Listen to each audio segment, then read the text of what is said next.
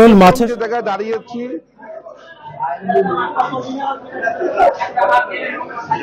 জি বলেন। কেমন বাজারে দেখছেন, আর সাধারণ মানুষের দামের নাগালের মধ্যে কি আছে দাম?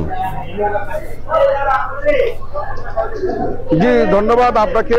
আমি এখন যে জায়গায় দাঁড়িয়ে আছি এটি হচ্ছে নীলফামারী বড় বাজার মাছের বাজার। এখানে সকাল থেকে 10টি আড়তের মধ্যে এখান থেকে মাছ বিক্রি হয় এবং এই জেলার বিভিন্ন ক্ষুদ্র মৎস্য ব্যবসায়ীরা এই আড়তে এসে মাছ ডাক করে নিয়ে যায়। তা আমি আজকে যতটুকু দেখেছি যে আজকে সরবরাহ কম, কারণ আমাদের এদিকে এই অঞ্চলের নদী নালা পুকুরগুলোতে পানি কমতেছে।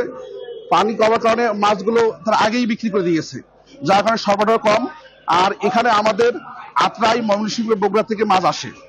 আজকে আমি যতটুকু জানছি যে মাছের দাম কয়েকদিনের তুলনায় একটু চড়া, যার কারণে গ্রাহকও খুব কম। মাছ ব্যবসায়ীরা আমাকে জানিয়েছে যে আমরা যে হিসেবে মাছ বিক্রি করি, যে হিসেবে গ্রাহক আমাদের কাছে আছে, সাধারণ মানুষ যে মাছ কিনতে আসে দাম বেশি থাকার এখন কিন্তু মানুষ আসতেছে না।